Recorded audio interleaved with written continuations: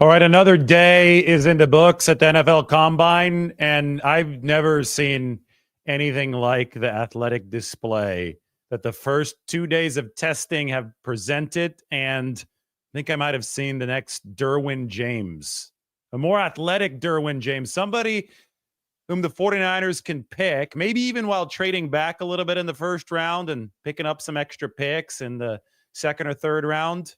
Nick Emmanwori, Deebo Samuel's college, South Carolina. They didn't overlap, but I know we've been talking a lot about Deebo Samuel today.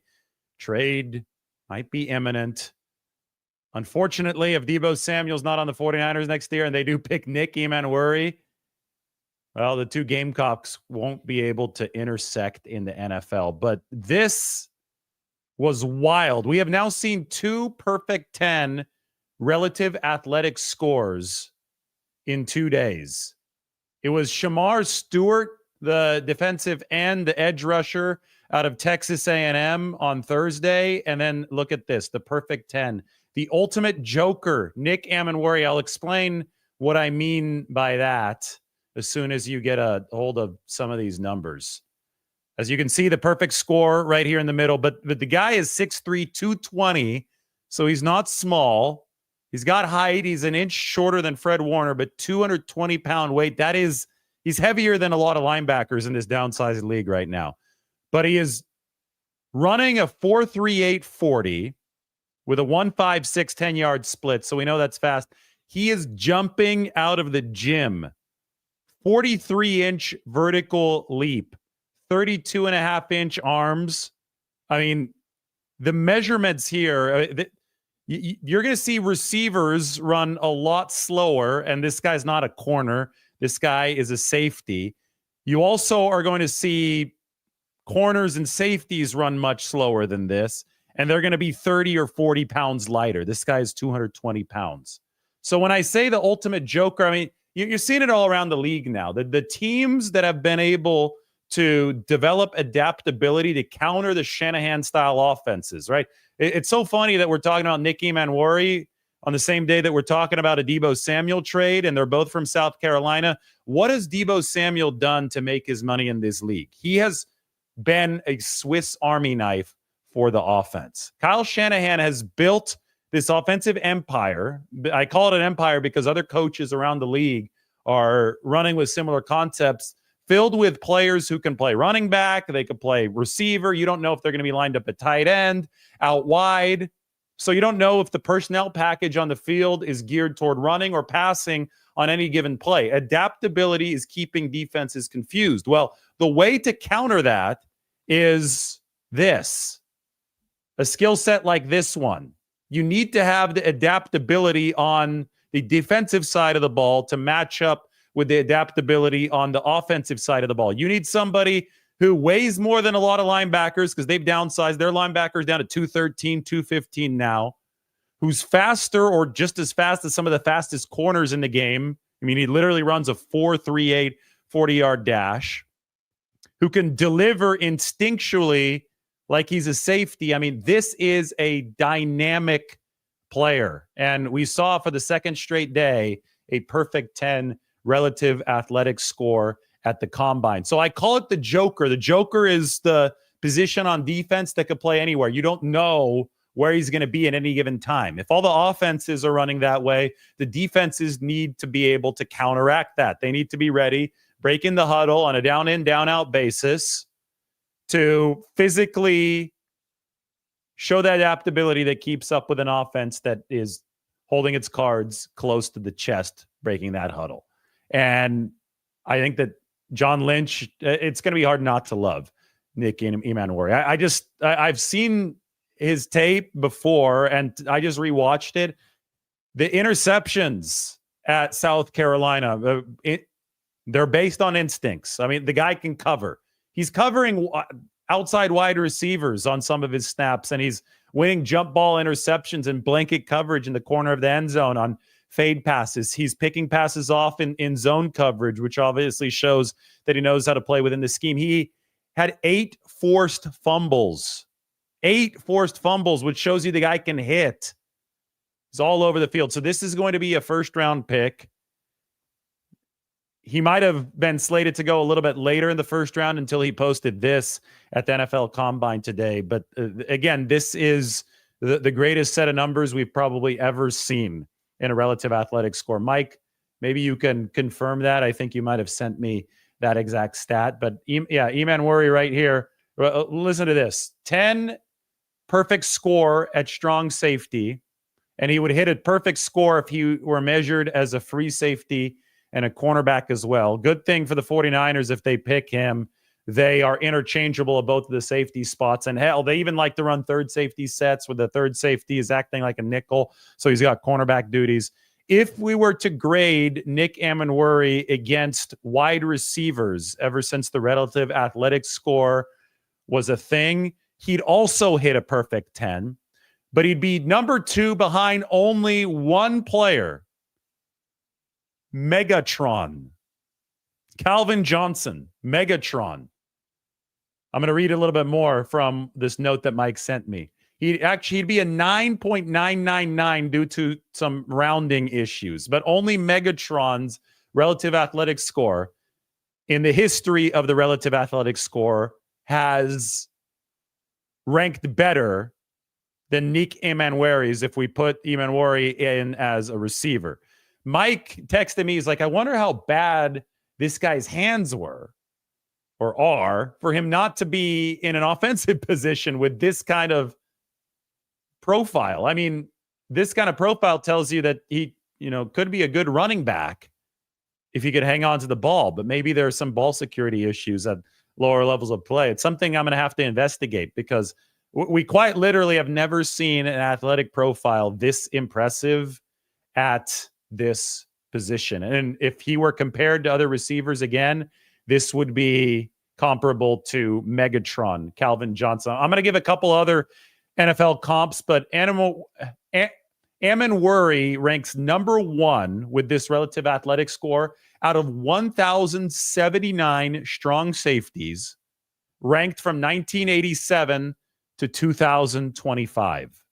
Number 1 since 1987. That is 37 years. I know it's 37 years because I'm 36 years old and I was born in 1988. So we've never seen anything like this. Now, we also have potential comps. So you think about big safeties, 6'3" safeties, and you think about the defensive scheme the 49ers run, and you go back to Seattle and Cam Chancellor.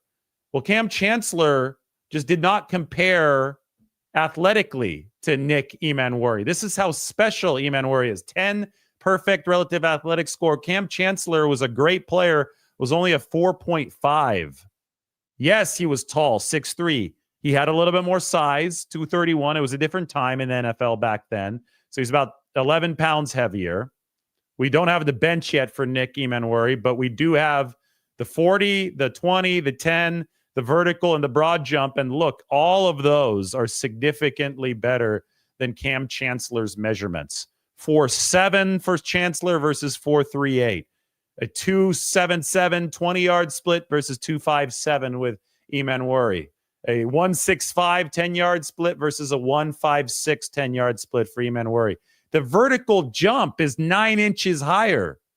The broad jump, 2 feet longer. I mean, this is wild. So let's bring a closer comparison in. This is a comparison to Derwin James. The reason I bring up Derwin James, those of you who are familiar with defenses that are similar to the 49ers defense, Gus Bradley, when he was coaching, well, I could rewind even a little bit further, but just go back to the start of Derwin James' career. Derwin James was, from the very start of his time, he leaves Florida State, comes to the NFL, was a player who you couldn't assign a specific position to him because he was so good all over the field.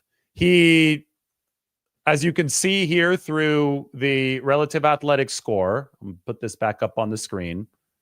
Derwin James is shorter, obviously, than somebody like Nick Emmanwori, but he's got linebacker weight. Linebackers these days, you've got him under 220 pounds, especially since he's in between 6'1" and 6'2". So he's got some of that stockiness to him. So he's got stockiness. He's got some of that size and strength that a cornerback won't have and your typical safety won't have. Yet he's running under 4.5, running a 1.55 10-yard split, which is exceptional. And he can jump out of the gym with a 40-inch vertical leap. It is impressive from Derwin James. Ever since he has entered the league in 2018 out of Florida State, Derwin James has been the joker for his Chargers defense. He's been all over the field. And Gus Bradley was his first defensive coordinator. 2018 to 2020, Gus Bradley was the DC of the Chargers. Well, guess who's now on the 49ers staff? Gus Bradley. Derwin James then got to work afterward with Brandon Staley, who was on the 49ers staff last year, then left to be the defensive coordinator of the New Orleans Saints. But he had first crack at working with a defensive back as versatile as Derwin James. And now you're going to see Nick Emmanwori with an athletic profile that is even more impressive than Derwin James's enter the league. So this is definitely going to be a prospect on the 49ers short list. I don't see how not. John Lynch, Hall of Fame safety. He knows safety play. 49ers have coaches on their staff that know the value of versatile safety play. I mean, San Francisco needs to replace lost production at linebacker over the course of the past couple of years. Dre Greenlaw's been hurt. We'll see if they can get him back. John Lynch actually hopes that he can re-sign before the start of free agency. But this past year was rough on that second level. A prospect with these types of measurements helps every single level of the defense, especially when we're talking about this new age of adaptability. So this is just a comparison to a really, really good player. And Nick Emmanwori wins in essentially every single metric. He's a bigger player. When you talk about Fred Warner, he was a glorified DB in college. He was playing a position for BYU that had him out in the slot covering a lot. His height really helped him with that, his 6'4" height. You have a lot of linebackers will be a little bit shorter and stockier. A lot of safeties will be a little bit shorter too, but the 6'3" height here combined with the 220 size, the muscle and the range combined with the explosiveness is, again, something that we literally have never seen before. Dynamic in all caps. That is Nick Emmanwori. We also saw some potential tight end help for George Kittle today. The one player who stood out to me as far as athleticism went, and this is all we can measure at the combine. They're not actually playing football at the combine, but we can measure some of this stuff. And Terrence Ferguson out of Oregon, he's a mover, and he's not as fast as George Kittle. You see this, a very good relative athletic score, ran a 4.64 40. Let's all remember the time in 2017 at the combine, because this was a very formative moment for the 49ers as we know them, when George Kittle ran a 4.52 40 at 250 plus pounds. Somehow, some way, George Kittle, with one of the most impressive athletic resumes you'll ever see at the tight end position. I mean, the combine, he dominated the combine. Somehow, some way, he slipped to the 5th round. And the 49ers are very thankful for that. They're about to sign him to a 3rd contract this offseason. But we've talked so much about George Kittle needing some help. Tight end 2. Can the 49ers get somebody in there with enough explosiveness to get open? Especially, Kyle Juszczyk's future with the team right now is in question. We asked John Lynch about it the other day, and he wasn't able to guarantee anything. And Juszczyk has been such an effective blocker, H-back type fullback. He's been deployed on pass patterns. If Juszczyk is no longer around, and I don't know what the exact plan there is for the 49ers, but if he's no longer around and the 49ers want to keep a reasonable line moving on offense, they're going to need more out of the second tight end position, because tight ends can block. And regardless of how good your receivers are at blocking, they don't weigh 247 pounds. Receivers are going to be 220 at most, and that's a really big receiver.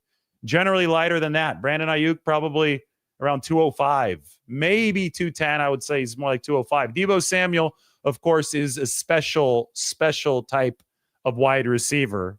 to the point where he plays some running back as well at his 220-pound weight. But you need your tight end so you could deliver in the run game and you could be an adaptable offense. So keep an eye on Terrence Ferguson. Again, the combine is just about the athletic measurements, so we can't extrapolate all too much, but I'm combining this with watching tape, and I recognize this week for what it is, and I recognize that some of the athleticism that we have seen this week has been dynamic and quite literally off the charts. This was Shamar Stewart, the defensive end out of Texas A&M yesterday. That's the perfect 10 score. 6'5". This is even crazier, right? 267, running a 4.59. So he's got a good, 47 pounds on Nick Emmanwori. And yes, the 40 is a little bit slower, but it's not all that much slower for having 47 extra pounds. 0.2 of a second slower on the 40. Totally different position. Still an elite athlete. Still the number one ranked guy that we've seen at this position in a really long time. Where exactly was Shamar ranked, Mike? I think Mike probably has the final rankings since 1987, but we do know that Emmanwori is number one since 1987. Just wild displays of athleticism. I think the training has gotten better. The nutrition has gotten better. These guys really are able to focus and zero in on the combine. And again, proving that you're a really good football player is an entire other, more relevant layer on top of all of this. But I've seen the tape of Nick Emmanwori, and it's really damn good. So I think that we know that he's a football player, and I think that his performance here at the NFL Combine is just going to draw more teams into realizing that this is a high-level first-round talent. The 49ers, as a football team, I think need to add another safety this offseason. I can go to their depth chart for you right now. But on top of needing to add another safety, they need that linebacker help. They need somebody. I really think they need more adaptability on the backside of the defense. They drafted Fred Warner with that in mind, and he's been one of the real jokers on the back end in football. We've seen defenses evolve that way. I mean, the Vikings this year had a really good defense with a lot of guys. You weren't really sure what their position was. Andrew Van Ginkel was some kind of linebacker at times, an edge rusher at times, even a safety-like figure at other times in pass coverage, was really able to sniff out screen passes, which seemed to be used in greater regularity around the league. A team like the Chiefs was just running short passes all game long. So you really need players who can perform a bunch of different roles, wear a bunch of different hats near that line of scrimmage. Here's San Francisco's depth chart.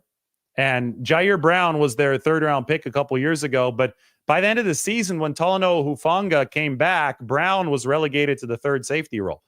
The 49ers know how to draft safeties.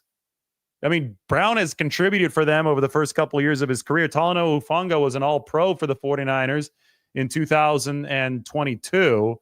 And Malik Mustafa literally led the entire league in coverage statistics last year. He allowed 0.12 yards per cover snap, which was the best number in the NFL. But you wonder about Brown and some of the tackling issues he had last year. You wonder if you have enough speed at that safety position, and you definitely want that versatility. Plus, Hufanga might not re-sign with the team, so there's an open safety spot as is. Then you look at the holes at linebacker. Yes, Nick Emmanwori would definitely fit what the 49ers are trying to do defensively. All right, we're going to open this up to a 49ers Q&A, another good day from the Combine.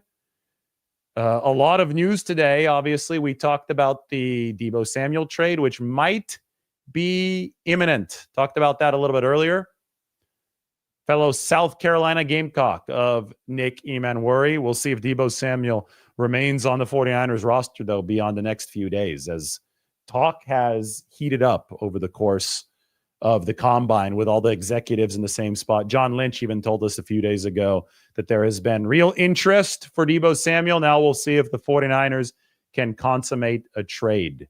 Matthew Stafford today committed to re-signing with the Rams on a new deal. Obviously, he's already under contract, so the Rams don't have to rush anything, but they're not going to be trading him. Stafford agreed to terms.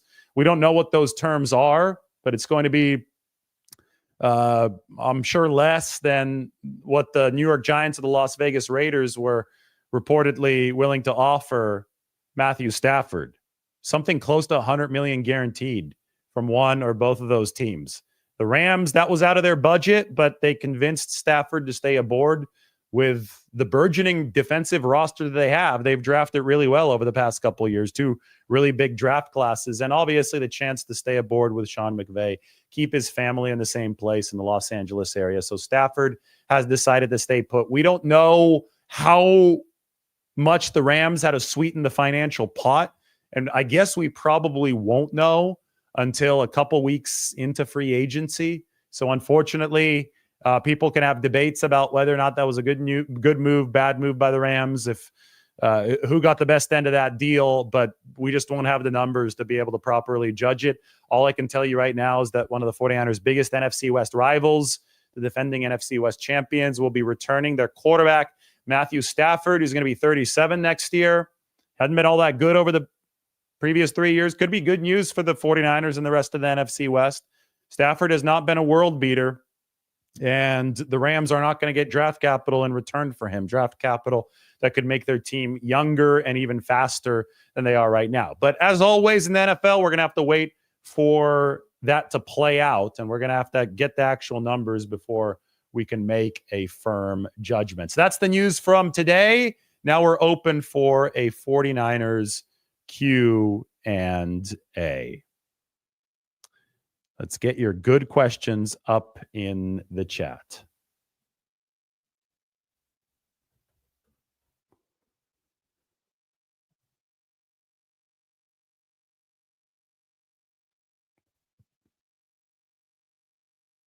Jacob Gordon said it didn't make sense for the Rams to trade Stafford away. It would have made sense at a certain price if Matthew Stafford wasn't willing to also meet the Rams at a certain price. I mean, there's a tipping point for everything. As they say, every man has his price. Every organization would have to have their price. There's so many moving parts on a football team. The Rams are moving into their new era. 2 consecutive, very large draft classes for the Rams. So they've got a bunch of young players, and those young players are going to be coming up on needing new paychecks after 3 years in the league in some of those cases. And when that's the case, you've got to start thinking about your salary cap and the future construction of your team. And if your quarterback is 37 years old and the play has been declining, which it has for Matthew Stafford, you say, we need to make sure that he is playing at a manageable price. And if he wants more money because he still thinks that what he did in 2021 warrants more money, if he thinks that his playoff performance, which admittedly has been good over the past 2 years, despite the fact that the Rams have been 1-2 in those games, deserves more money, well, then the Rams had a decision to make, and they negotiated. They were up at 6:30 this morning in the Rams facility, and apparently they found numbers that work for both sides. But trading Matthew Stafford would have made a whole lot of sense if he wanted more money than the Rams could be comfortable committing to a 37-year-old quarterback when they're trying to turn the page to the future, and if they were offered draft capital that they couldn't refuse for Stafford. Obviously, one of those 2 parameters or both of those 2 parameters was not met in a way that would have made the trade ultimately make sense, but a trade under some conditions definitely would have made sense for the Rams, which is why they considered it. Pharrell was hoping that Garoppolo would start and the Rams would take on a free agent backup named Trey Lance. That would have been the ultimate Elmo fire-burning moment in LA. Would have been cool for 49ers fans to see, but it didn't happen. David Lombardi, talking Niners fans off a cliff since 2017. Yeah, I guess I've been covering the team since 2017, but you know what the 21 jersey's for? The 21 is for the year that the YouTube channel started. So everybody hit that subscribe button. Everybody hit the like button. We've been going hard this week of the Combine. I mean, a lot of shows, a lot of news. We have covered and NFL news too. We're covering every single step of this. So I would really appreciate if everybody hopped aboard, helped the channel out with that sub button hit. Talking a little bit more about tight ends. If the 49ers keep Saubert, or I don't care if the 49ers keep Saubert, is this comment, or if they draft Tyler Warren, who is by consensus the top tight end in this draft class. The 49ers need a legit tight end while Kittle is with the team and after he retires. Yes, I think they need a legit tight end right now. I don't think that the end is anywhere near for George Kittle. He is playing the best football of his career. I mean, you can knock on wood that he stays as healthy as possible, even though he played last season with a fractured rib. I mean, this guy's tough as hell. But boy, would it be nice for the 49ers if they did have that counterbalance for George Kittle at the tight end position.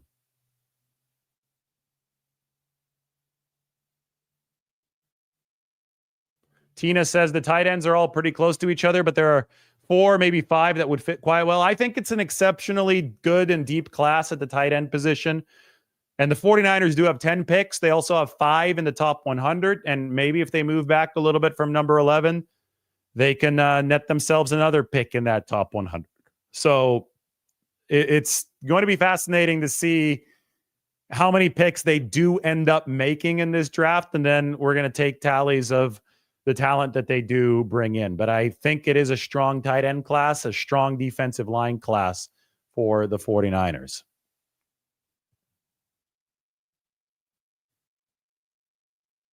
What is the most important position to address? All of them. Everybody always wants to single out a specific position, but if you have the quarterback position taken care of, and the 49ers need to take care of it contractually with Brock Purdy this offseason, but if you have the QB, then everything is important. I mean, the quarterback is truly the most important position, and you can quantify that. You could say, okay, this is on a level above the other ones. But you saw it last year. Even if the 49ers had an all-pro offensive line last year, they couldn't separate at receiver. Even if they were able to separate at receiver, teams could just drop more guys into coverage. And if you can't run the ball because of the injuries at running back, you're in trouble. They had worlds of problem on the defensive side of the ball. We all know that.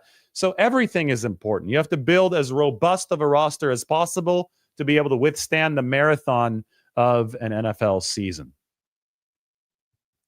Will Kittle want to be paid like a top wide receiver? I'm sure he wants to be paid like a top wide receiver. I would even argue that he probably deserves it because he's that valuable of a player. But we had the same discussion back in 2020 when he was up for his first contract extension with the 49ers, and he had little recourse. The tight end salaries are constrained by the tight end franchise tag, which is in a more complicated formula, an average of the top 5 salaries at the position. So that's obviously much cheaper than the wide receiver franchise tag. The top wide receiver contract is worth what? $36 million per year. The top tight end contract was George Kittle's when he signed it in 2020 at $15 million per year. It's probably risen to $16 or $17 million per year. Kittle will regain the top spot, as is what he deserves. But it's going to be about half the cost of the top receiver contract, which makes Kittle arguably the best value in football, especially since Brock Purdy is about to sign a big deal this offseason. Purdy was definitely the best value in football at $1 million per year, playing at the level that he was. But now we can look at somebody like George Kittle delivering like a wide receiver 1 in the pass game and blocking like an offensive tackle in the run and also in the pass game when he pass blocks, making $15 million a year, making, a third, maybe half, about a half of what a top receiver makes, even though he's having a bigger impact on the game than some of those receivers. But unfortunately for him, even if he wants to be paid like one of those receivers, his leverage is constrained by the tight end salary cap.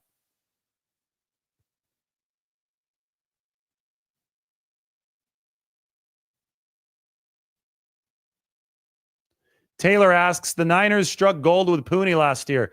I don't see them finding and starting a rookie center in this complex offense. But what about right tackle through the draft? You're right. I don't think that a rookie center is going to start in this offense. I think that's a position that you develop or you look to a veteran in free agency. I do think they're probably higher on Jake Brendel than a lot of fans are, despite the fact that he didn't have close to a perfect season this past year. But it just within the context of how Shanahan runs this offense, it's not easy to upgrade the center position, and it's definitely not as easy as drafting a rookie and plugging him in. So Taylor asks, what about right tackle through this draft? Yes, I mean, that's Armand Membu. I think the 49ers are very, very picky with their tackles and the measurables they have to bring to the table as well. And this is the first time they're picking as high as number 11. I mean, you go back to in a long time. You go back to 2020 when they had a pick around the same time. That year they went with Javon Kinlaw. I think it was a mistake to go position for position that year. They tried to replace DeForest Buckner. I'm always an advocate of best player available, although they have shown to stray from best player available in the first round of the draft. They've been a little bit more position specific. So will they stray away from that and go toward the offensive line, toward that offensive tackle position, since this may be the one chance they have to find somebody who truly fits their criteria? Will Campbell is not going to be around at number 11. He'll be picked before then, the great tackle out of LSU. But Armand Membu out of Missouri, that could be somebody that fits into the 49ers offense. So, yes, it is possible that they find a tackle that is somebody who could contribute sooner rather than later. Colton McKivitz is entering the final year under contract.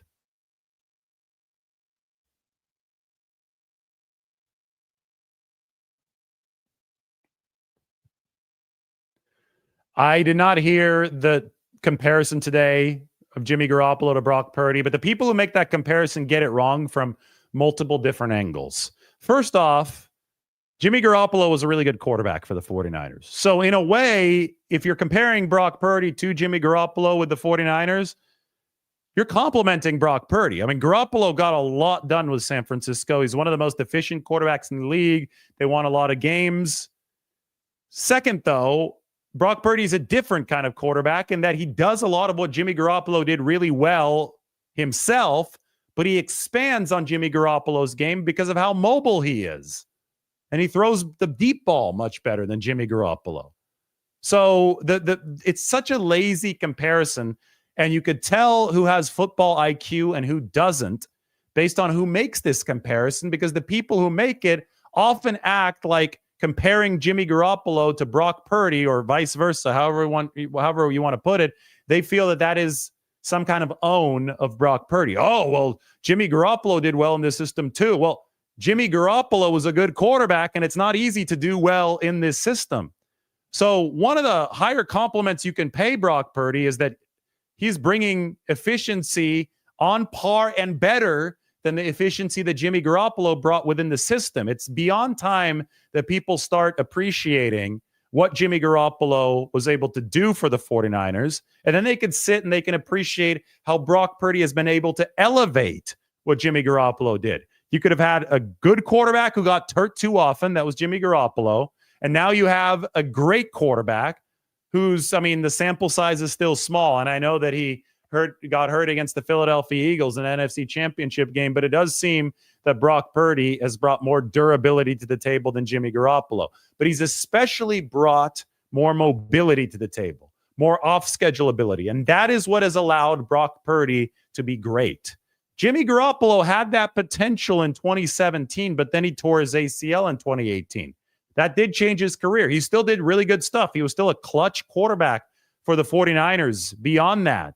I mean, some of the games that he was able to lead big drives in, I think of 2021 against the Rams to tie the game in that week 17, even when he was hurt.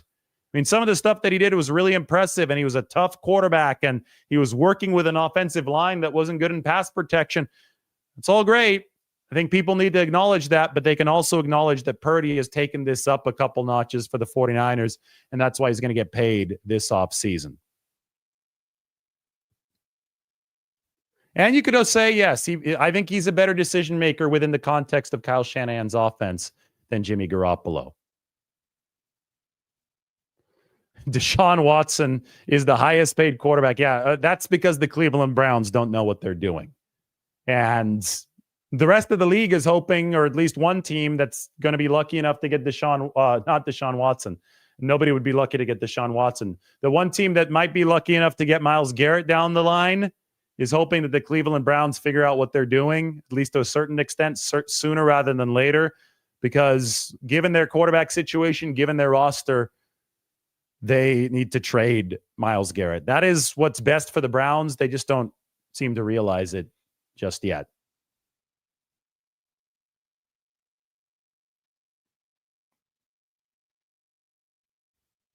All right, any more questions? I don't think so. I think that's it. I think there's some chocolate molten lava cake ready because I hear the oven beeping. Shout out to Lombardi herself. Everybody, thanks for watching. This is our final show of the month. What a month it was. Wanted to end February in style.